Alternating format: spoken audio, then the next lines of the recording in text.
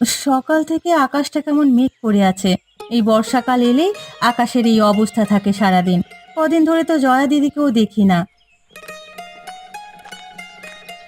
এই তো জয়াদি। আরে, তোমার তো আয়ু আছে বলতে হবে জয়া দিদি। আমি কেবল তোমার কথাই ভাবছিলাম। আমার কথা আবার ভাবার কি আছে শুনি? আরে, তুমি আমার প্রতিবেশী, তোমার আপদে বিপদে তো আমরাই আগে যাব। কদিন ধরে তোমাকে দেখছি না, তাই ভাবছিলাম। সে কথা আর বলিস না। আমার হাড়কিপ্টে শ্বশুর আছে না, তার জন্য কোথাও যে শান্তি আছে নাকি? দুদণ্ড চোখের আড়াল হলে রান্নাঘরে গিয়ে চাল ডালের হিসেব করে। হিসেবি হওয়া তো ভালো, এত করে বিপদ আপদ হলে পরে কাজে লাগবে। কাজে লাগবে না ছাই বলি আমাদের কি কম আছে নাকি? যেভাবে হিসেব করে খেতে হবে, বসে খেলেও আমাদের কিছু কমবে না। আমাদের কি আর তোদের মতো গরিবই হাল নাকি? তুমি তো আমাদের প্রতিবেশী দিদি, আমাদের সাথে এভাবে কথা বলা কি ঠিক? এত ঠিক বললে আমাকে শেখাতে আসিস না। কে বলেছে যেচে আমাদের সাথে আগ বাড়িয়ে সম্পর্ক করতে? আমরা পাশাপাশি দুই বাড়ির মানুষ, প্রতিবেশী হিসেবে তো তোমাদের আমাদের মিলেমিশে থাকা দরকার। এত মেলামেশার দরকার নেই বাপু আমার। আমাদের সাথে তোদের যায় নাকি যে এত মিলে চলবো? আমরা কিন্তু প্রতিবেশী হিসেবে তোমাদেরকে আপন মানুষের মতোই ভাবি। তুমি কেন এমন করো আমাদের সাথে, বুঝি না। এত বুঝে কাজ নেই তোর, এখন যা তো, নিজের কাজে যা। আমাকে আমার কাজ করতে দে। বুড়োটা বাড়ি আসার আগে লুচিগুলো ভেজে নি, না হলে এসে যদি দেখে ডুবো তেলে লুচি ভাজছি, তবে তেল নিয়ে ট্রাঙ্কে তালা মেরে রাখবে। মা, ও মা, তোমার রান্না কত দূর হলো? দাদু তো সে কখন ঘরে বসে জল খাবারের জন্য কথা শোনাচ্ছে। তো দাদু না পাড়ায় হাঁটতে বেরিয়েছিল, এর মধ্যে আবার চলেও এসেছে। হ্যাঁ, এসেই তো চা জল খাবারের জন্য আমাকে পাঠালো তোমার কাছে। তোমার রান্না কত দূর হলো মা? রান্নার খবর পরে নিবি, আগে তেলের শিশিটা এখানে রাখ, আর এই বড় ঢং ওইখানে লুকিয়ে রাখ। এ মা, তুমি আবার বড় তেলের ঢং বের করেছো? দাদু শুনলে এক্ষুনি দক্ষ যজ্ঞ বাজাবে। বেশি কথা না বলে যেটা বলছি সেটা আগে কর, না হলে তো দাদু এখানে চলে আসলে আবার কথা শোনাবে আমায়। এ বাড়ির একটা মানুষ যদি একটু কাজের হতো। ননিকে সেই কখন পাঠালাম আমার জল খাবারের জন্য, আরে এখনো এলি না কেন? এই যা, দাদু তো রান্নাঘরে চলে এসেছে। কি বৌমা, তেলের ড্রাম থেকে একটু একটু করে তেল নিয়ে তেলের শিশিতে ভরে রাখতে বলেছিলাম না তোমায়? তুমি তো দেখছি তেলের সাগর নিয়ে বসে আছো। এ বাবা, আসলে লুচিগুলো ভাবলাম ফুলকো করে ভাজি, তাই একটু তেল বেশি দিয়েছিলাম। তাই বলে এভাবে তেলের সাগরে লুচির স্নান করাবে? আর ময়দার পাত্র থেকে ময়দা পড়ে আছে কেন মেঝেতে? ময়দা নামাতে গিয়ে একটু মেঝেতে পড়েছে আর কি। আপনি ঘরে যান, আমি এক্ষুনি ননিকে দিয়ে আপনার জলখাবার পাঠিয়ে দিচ্ছি বাবা। হ্যাঁ, আমাকে পাঠিয়ে সংসারের সব জিনিসের এভাবে অপচয় করবে আমার চোখের আড়ালে, তাই না? আজকে থেকে তার হবে না। এবার থেকে রান্না করতে হলে আমার থেকে সব জিনিসপত্র মেপে মেপে আনবে। ঠিক আছে বাবা, আপনি যেমনটি বলবেন তেমনই হবে। এখন ঘরে গিয়ে বিশ্রাম করুন, আমি আপনার জলখাবার পাঠিয়ে দিচ্ছি। হ্যাঁ, যাচ্ছি। আয় ননি দিদি ভাই, তুই আমার সঙ্গে আয়। হাতে করে তেলের বড় ডংটা আর ময়দার পাত্রটা নিয়ে আয় তো। এবার থেকে যা লাগবে আমার থেকে চেয়ে নেবে যত সব। এই বুড়োটা যে কবে পটল তুলবে, বুড়োটার জন্য আমি সংসার করে একটুও শান্তি পাই না। সারা দিন রাবণের গোষ্ঠীর জন্য রান্না করা, আর একটু পান থেকে চুন খসলে কথা শোনায় আমাকে। কি হয়েছে গিন্নি, একা একা গজগজ করছো কেন? খেতে এসেছো, চুপ করে খেয়ে যাও তো দেখি। খাবার ফেলে আমার মাথা খেও না আর তোমরা। যা বাবা, আমি আবার কি করলাম? মা রেগে আছে বাবা, এখন তুমি মাকে কিছু বলো না। সকাল দাদু রান্নাঘরে গিয়ে মাকে বকা দিয়েছে। বাবা আবার কি বললো তোমাকে? কি আর বলবে, তোমার বাবা কিপ্টেমিতে সারা গায়ের সবার থেকে জয়ী হবে।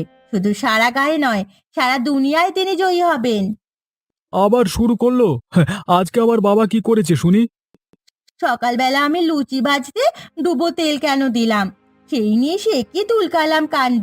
আবার বলে কি না, তেল আর ময়দা তার ঘরে সিন্দুক দিয়ে রাখবে, রান্নার সময় চেয়ে আনতে হবে তার থেকে। এমন নির্লজ্জের মতো হেসো না তো, আমার গা পিত্তি জ্বলে যাচ্ছে একেবারে। কাল একটা পাকা আম কেটে সেটাকে 4 টুকরো করতে বলে। বাবা তো ঠিকই বলেছেন, বাড়িতে আমরা 4 জন আছি, তাই 4 টুকরো করতে বলেছে। তা করলেই তো ভালো হতো। আমার ভাগে কেবল আমের আটি জুটেছে, সেটাও আবার তিনি চেটে পুটে পরিষ্কার করে দিয়েছেন। ভালোই তো করেছে মা, এমনিতেও তুমি ওই আটি খেতে না, বাইরে গিয়ে ফেলে দিতে। তাই বলে এমন করবে? চা বানাতে গেলে একবার ব্যবহার করা চায়ের পাতি আমাকে দিয়ে 3-4 বার ব্যবহার করান। এসব নিয়ে লোকে আমাকে কথা শোনায়। বেশ বেশ, তবে তুমি বাইরে যেও না। এই বাড়িতে শান্তিতে থেকে একটু নিঃশ্বাস নেবার উপায় আছে নাকি যে সারাদিন বাড়িতে থাকবো? তোমার বাবার জন্য কেবল বাতাস খেয়ে বেঁচে থাকলেই হলো। আসতে বলো মা, দাদু শুনতে পেলে এই বাতাসও কিন্তু ভাগ করে দেবেন, তখন আর শান্তিতে নিঃশ্বাস নিতে পারবে না।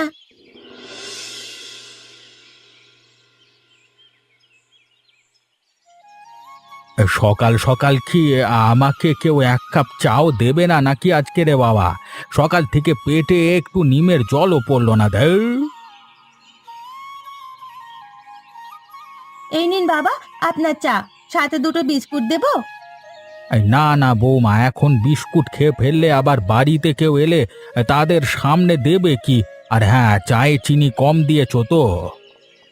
জি বাবা, চায় চিনি দুধ সবই কম দিয়েছি, আপনার কথা মতোই চা বানিয়েছি আমি। তা বেশ ভালো করেছো। বৌদি, ও নানি, কোথায় গেলি তোরা সব? এ কি, তুই এখানে, তাও আবার ব্যাগ হাতে? তা কি ব্যাপার কি? বড্ড তোমাদের কথা মনে পড়ছিল বাবা, তাই চলে এলাম।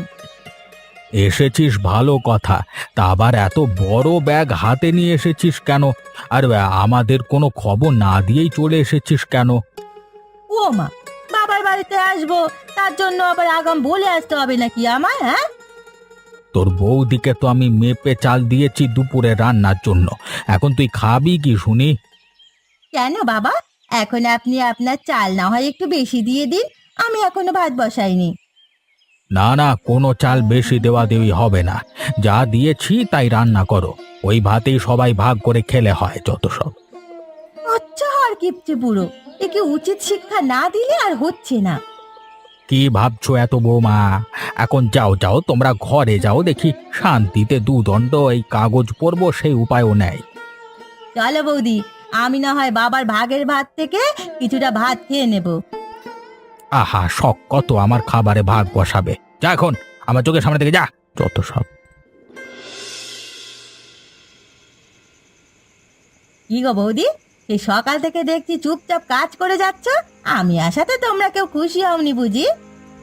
তোর বাবার বাড়িতে তুই এসেছিস, আমি অখুশি হবার কে বাপু? আর বেশি কথা বললে তোর বাবা না জানে আমার কথার উপরেও কার্পণ্য করে বসেন। বাবা আগাগোড়াই একটু এমন। আমি তো ভাবছি যে কারণে এসেছি সেটা বললে না জানি বাবা কি বলে বসে আমাকে। কি কারণে এসেছিস শুনি? বলবো বলবো, রাতের খাবারে সবাই খাবার টেবিলে আসো তখন বলবো। কই গো বাবা, গোপাল দা, কোথায় গেলে তোমরা? খাবে না নাকি তোমরা? তুইও বসে পড় কমলা, সবাইকে একসাথেই খাইয়ে দি। ঠিক আছে বৌদি। কি একটা কাজের জন্য এসেছিস বললি তখন? এখন তো তোর দাদা বাবা সবাই এখানে আছেন, এখন বল দেখি। ও হ্যাঁ, যে কাজের জন্য এসেছিস সেটা তো বলাই হলো না এখনো। আসলে কাজটা আমার বাবা আর দাদার সাথে। আমাদের সাথে তোর আবার কি কাজ শুনি? আসলে বাবা, তোমার জামাই তো নতুন ব্যবসা দিয়েছে জানোই, বেশ ভালোই চলছিল ব্যবসাটা, কিন্তু হঠাৎ করে মূলধনের অভাবে মুখ টুবড়ে পড়েছে। আমার কিছু টাকা লাগতো। কত টাকা লাগবে তোর? তুই চুপ থাক, কত টাকা লাগবে তোর? হ্যাঁ, আহা, যেন আবার রাজার ভান্ডার নিয়ে বসেছিস। টাকা লাগবে তো আমার কাছে এসেছিস কেন রে? তোমাদের থেকে টাকা চাইতে আমি আসিনি বাবা, আসলে আমি এসেছিলাম আমার ভাগের জমিটা যদি আমায় দিয়ে দিতে, তাহলে সেটা বেচে সেই টাকা ব্যবসায় লাগাতাম আর কি। কে তোরা এত বড় সাহস? তুই কিনা আমার জমিতে ভাগ বসাতে এসেছিস? বলি আমি কষ্ট করে জমি জমা করেছি এভাবে তোদের দান করবার জন্য নাকি? তোমার অবর্তমানে তো সব আমাদের 2 ভাই বোনেরই বাবা। এখন যেহেতু কমলার দরকার, তো কমলাকে ওর অংশটা দিয়ে দিলেই তো হয়। তোমাকে না বাবা চুপ থাকতে বললো, তুমি আবার একবার এ কথা কেন বলতে যাচ্ছ? আমি বেঁচে থাকতে আমার থেকে একটা কানা করিও তোরা কেউ পাবি না। এখনই তোরা আমার মৃত্যুর অপেক্ষায় থাকিস। ছি ছি ছি ছি, তোদের মতো কুলাঙ্গার সন্তান আমি জীবনেও দেখিনি। থাক বাবা, তুমি শুধু শুধু রাগ করো না। আমি কি এমন জিনিস চাইলাম? আমি তো কেবল আমার ভাগের সম্পত্তি চাইলাম। তোর খাবার সময় এত কথা আমার ভালো লাগে না। বৌমা, আমার খাবারটা আমার ঘরে পাঠিয়ে দাও।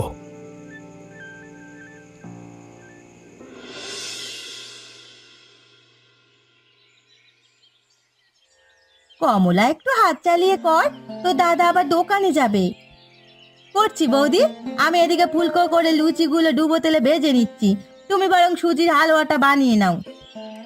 ডুবো তেলে লুচি ভাজিস না, বাবা এসে দেখলে আবার কুরুক্ষেত্র বাঁধাবে। বাবা কেমন কিপটে জানিস না? সে জানতে আর বাকি আছে নাকি? জয়াদি, ও জয়াদি, বাড়িতে আছো নাকি? দেখতেই তো পাচ্ছিস রান্না করছি, তা আবার এত কথা শুধনের কি আছে শুনি? আসলে এসেছিলাম একটা কথা বলতে তোমাদের। কি কথা শুনি?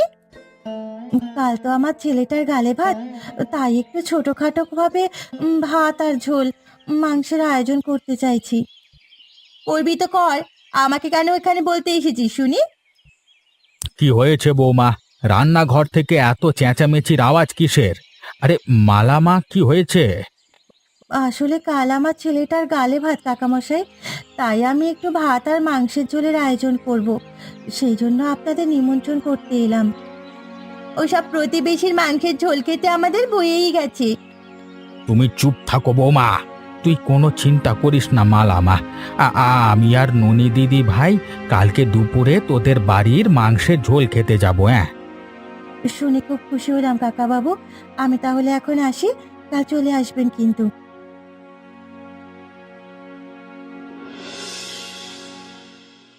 ওগো, তুমি সবার পাতে ভাত আর সবজি ডাল দিয়ে দাও। আমি বরং মাংস আর মাংসের ঝোল দিয়ে দিই সবার পাতে। কিন্তু হারান কাকা আর ননি তো এখনো এলো না।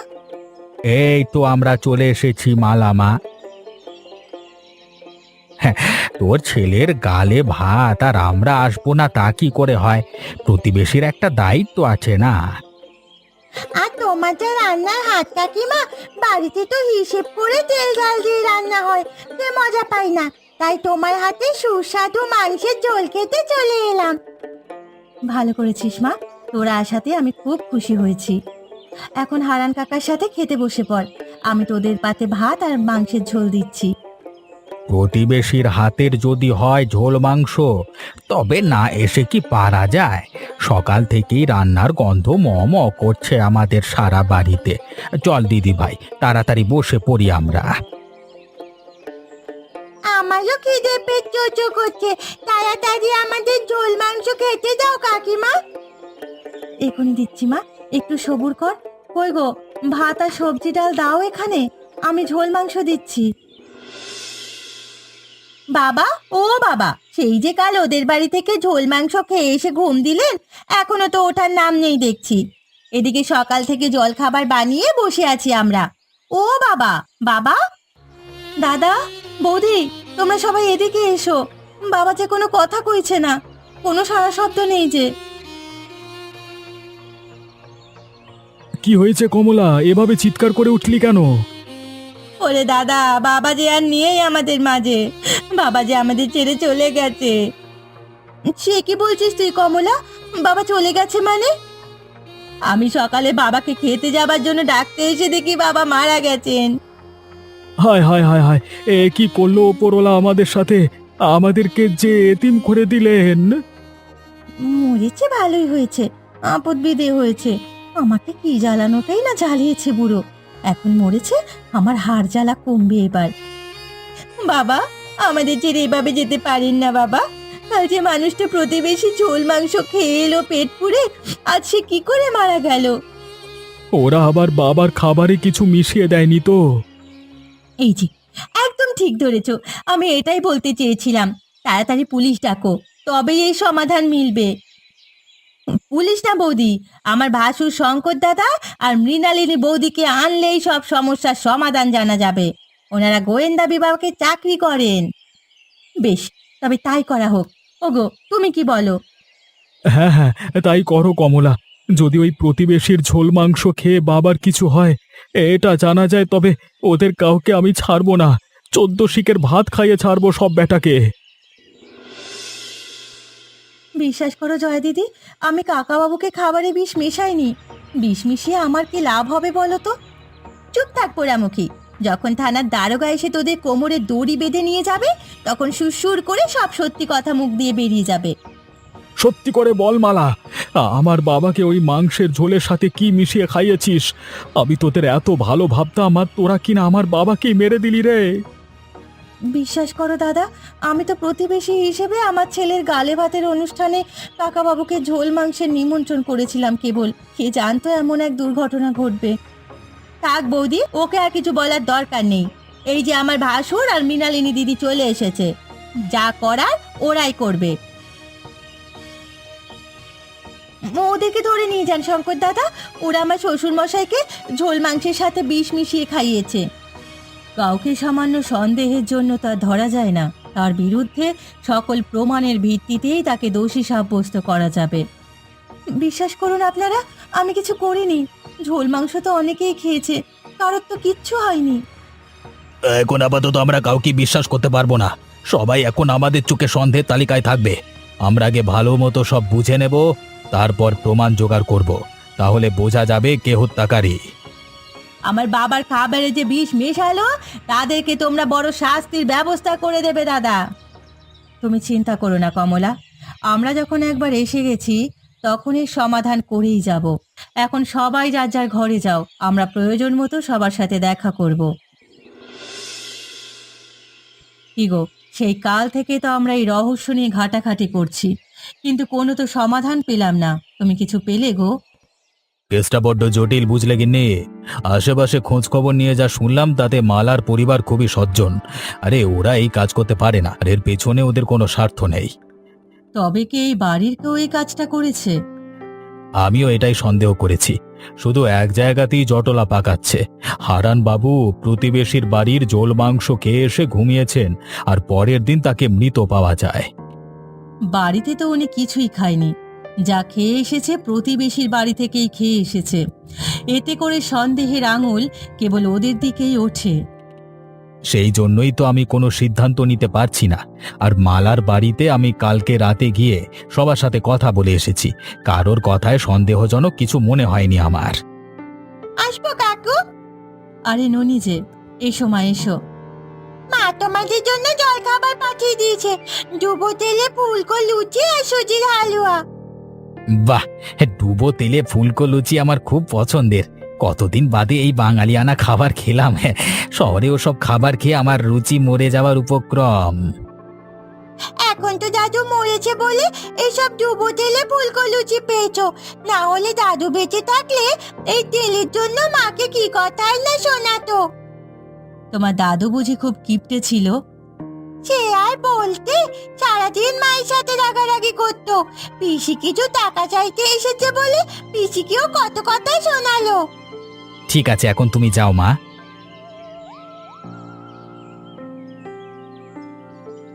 আমি কিছুটা আঁচ করতে পেরেছি ব্যাপারটা গিন্নি। মনে হচ্ছে কালকের মধ্যেই আমরা আসল খুনিকে ধরতে পারবো। কিভাবে? চলো আমার সাথে। হারান বাবুর ঘরের খাটের পাশেই কিছু একটা দেখেছিলাম আমি, এখন গেলেই দেখা যাবে।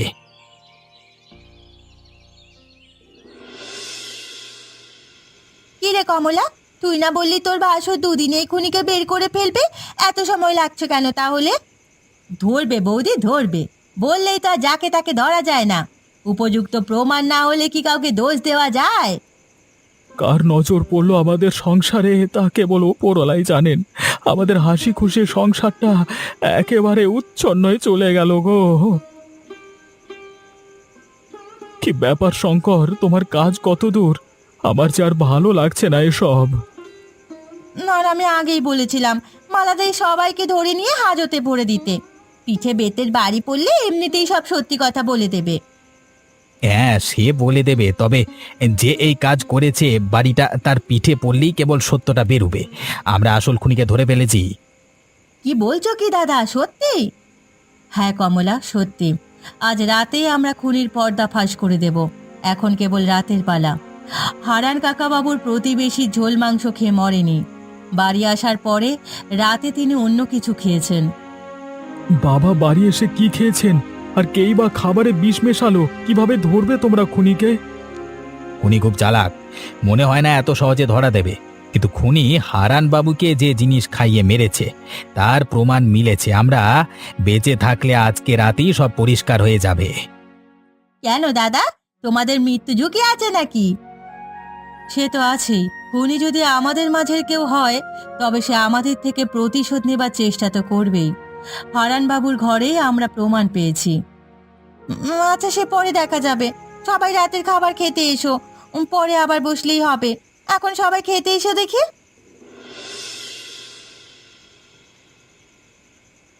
সবাইকে তো বলে দিলাম যে প্রমাণ মিলেছে, কিন্তু এদের মাঝে কেউ তো খুনি হলে আমাদের উপরে আক্রমণ করবে। আরে, আমিও সেটাই চাই গিন্নি। খুনি কেবল এই ভুলটা করে বসুক, তাহলেই সব পরিষ্কার হয়ে যাবে। এখানে দুধের গ্লাসটা কে রাখলো? বাহ, রাতের বেলায় খাবার পরে এক গ্লাস দুধ খেলে ভালো ঘুম হবে। দাঁড়াও, কি করছো কি তুমি? এটা তো খুনির কোনো ফাঁদও হতে পারে, তাই না? আরে তাই তো। তাহলে এক কাজ করো, এই দুধটা ফেলে দিয়ে আমি গলা ধরে ছটফট করব, আর তুমি দরজার আড়ালে লুকিয়ে পড়বে। হ্যাঁ, খুনি ঠিকই ওত পেতে আছে আশেপাশে। চলো তবে তাই করা যাক। হায় হায় হায় হায়, আমি এ কি খেয়ে ফেললাম? আমার গলা বুক জ্বলে যাচ্ছে। খুব এসেছিলে আমাকে ধরতে, তাই না? এবার নিচে মরো। বুড়োটা আমার হাড় জ্বালিয়ে মেরেছে, আর মরে গিয়েও আমাকে জেলে যাবার ব্যবস্থা হচ্ছে। হ্যাঁ, এবারে কিভাবে প্রমাণ করবে? হ্যাঁ, আমি তো সব দেখে আর শুনে নিয়েছি। সেটাই কি যথেষ্ট প্রমাণের নয়? মানে তুমি এখানে এলে কিভাবে? আমরা সবাই আগে থেকেই জেনে গিয়েছি বৌদি। রাতে খাবার পরে একমাত্র তুমিই যেতে বাবার ঘরে দুধ দিয়ে আসতে। শঙ্কর যখন বলল প্রতিবেশীর ঝোল মাংসে কিছু হয়নি, বাবা বাড়িতে এসে কিছু খেয়েছে, তখনই আমার সন্দেহ হয়েছে। কারণ রাতে বাবা দুধ ছাড়া কিচ্ছু খায় না। তাই ছোট্ট করে তোমার জন্য একটা ফাঁদ পাততে হলো আমাদের, আর সেই ফাঁদে তুমি পা দিলে। আমার ভুল হয়ে গেছে, আমাকে তোমরা ক্ষমা করে দাও। আমি তো সুখে শান্তিতে সংসার করতে চেয়েছিলাম, কি না করেছি এই সংসারের জন্য। তারপরেও বাবা দিনরাত আমায় কথা শোনাতেন। আর সেজন্য তুমি দাদুকে মেরে ফেললে মা। এখন আমায় কে আদর করবে দাদুর মতো? তাই বলে তুমি বাবাকে মেরে ফেলবে আর দোষ দিয়েছো বেচারি প্রতিবেশী মালার উপরে? মালা কোথায়? ওর কাছে আমাদের ক্ষমা চাইতে হবে। মালা আর তার স্বামীকে আমরা থানায় পাঠিয়েছি পুলিশ আনার জন্য। প্রতিবেশী ঝোল মাংসের দোষ হয়েছে, তাই এই কাজ প্রতিবেশীর হাতেই করাতে চাই আমরা। আর এমনই মজার মজার গল্প দেখতে আমাদের চ্যানেলকে সাবস্ক্রাইব করতে ভুলবেন না।